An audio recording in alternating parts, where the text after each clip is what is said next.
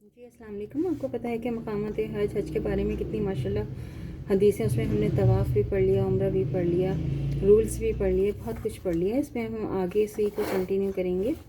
آج کی ہماری حدیث کہ حضرت عمیر بیان کرتے ہیں کہ حضرت ابن عمر رضی اللہ تعالیٰ عنہ حجر اسود اور رکن یمانی کا استلام کرنے کے لیے لوگوں کی بھیڑ میں گھس آ کر ان پر غلبہ کیا کرتے تھے. کسی طرح استلام کر لوں.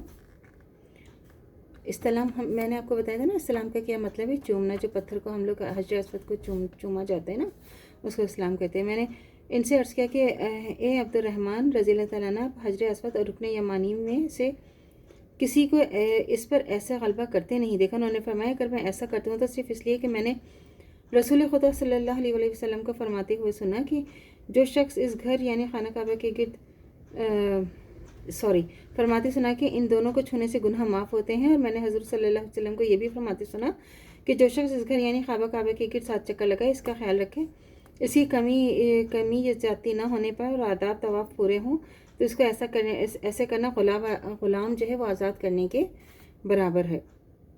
میں نے حضور صلی اللہ علیہ وسلم کو یہ بھی فرماتے سنا کہ جب طواف کرنے والا طواف کرتے ہوئے ایک قدم رکھتا ہے، دوسرا قدم اٹھاتا ہے تو اللہ تعالیٰ اس کے باعث اس کا ایک گناہ معاف فرماتا ہے، اس کے لیے ایک نیکی لکھی جاتی ہے. صحیح ترمذی کی حدیث ہے. تو یہ کہ حضرت ابن عمر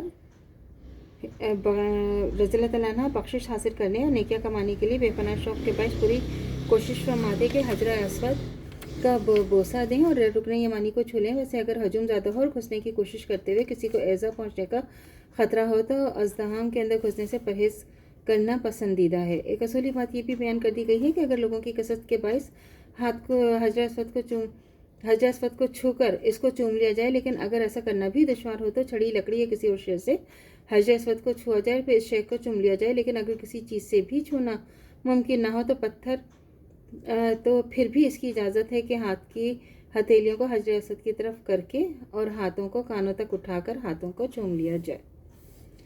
اور دیکھیں جب حج پڑھتے ہیں تو حج کا جو آخری رکن ہوتا ہے وہ ہے قربانی. قربانی کے بارے میں بھی تھوڑا سا پڑھ لیتے ہیں.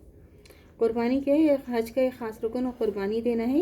یہ حضرت اسماعیل علیہ السلام کے قربانی کی یادگار ہے اور قربانی کی بہت زیادہ فضیلت ہے. یہ آپ اور ہم کو تو بتانے کی ضرورت ہی نہیں ہے، ہر مسلمان قربانی کی فضیلت ویسے تو جانتے ہیں ہم لوگ. حضرت سید رضی اللہ تعالیٰ عنہ بن ارقم بیان کرتے ہیں کہ رسول خدا صلی اللہ علیہ وسلم کے صحابہ رضی اللہ تعالیٰ عنہ نے عرض کیا یا رسول اللہ صلی اللہ علیہ وسلم، کیا قربانیاں کیا ہیں؟ تو حضرت صلی اللہ علیہ وسلم نے فرمایا کہ تمہارے باپ ابراہیم علیہ السلام کی سنت ہے. انہوں نے عرض کیا یا رسول اللہ صلی اللہ علیہ وسلم، اس سنت پر عمل کرنے سے ہمیں کیا فائدہ پہنچے گا؟ تو آپ صلی اللہ علیہ وسلم نے فرمایا کہ تمہیں قربانی کے جانور کے جسم کے ہر بال کے عوض ایک نیکی ملے گی. صحابہ رضی اللہ تعالیٰ عنہ نے عرض کیا کہ اس کی اون کا کیا حکم ہے؟ تو یا رسول اللہ صلی اللہ علیہ وسلم، تو حضور صلی اللہ علیہ وسلم نے فرمایا کہ اون کے ہر بال کے عوض ایک نیکی ملے گی. ابن ماجہ کی حدیث ہے.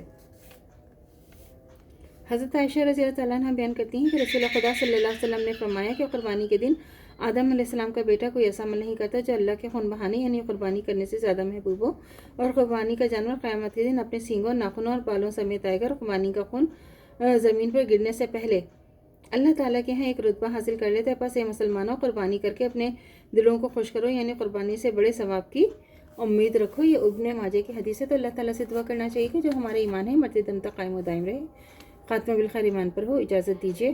اللہ حافظ. میرے چینل کو لائک کیجیے، شیئر کیجیے، سبسکرائب کیجیے. شکریہ.